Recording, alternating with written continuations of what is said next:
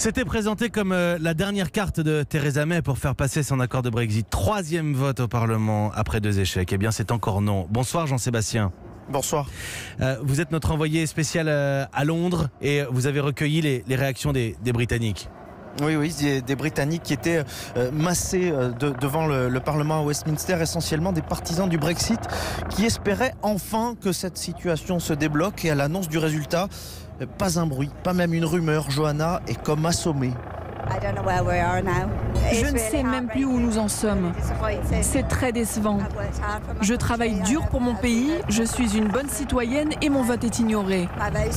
On ne voulait absolument pas se retrouver dans une telle situation. Pour eux, ce 29 mars, c'était symbolique, c'était la date officielle du Brexit. Robert a un temps pensé que ce jour symbolique allait enfin décider ses députés. Faux espoir. Le monde qui nous regarde doit se dire « Ce pays est vraiment stupide.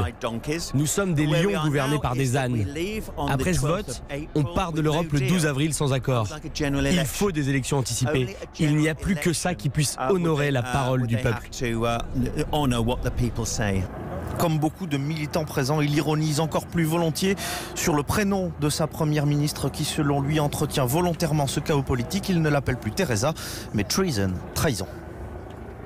Jean-Sébastien, de nombreux Britanniques s'étaient massés devant Westminster. Comment est-ce qu'ils ont accueilli ce vote ?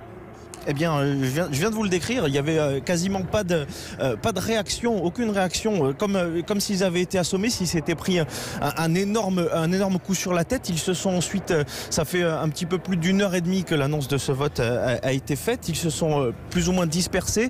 Mais les plus durs, les Brexiteurs, les partisans du hard Brexit, sont en train maintenant de se réunir sur une pelouse tout près de la Chambre des communes, Parliament Square, où ils envisagent peut-être de passer la soirée, parce que ce soir à 23h officiellement ça devait être le Brexit. On sait que la date a été décalée, mais pour eux ça reste cette date là.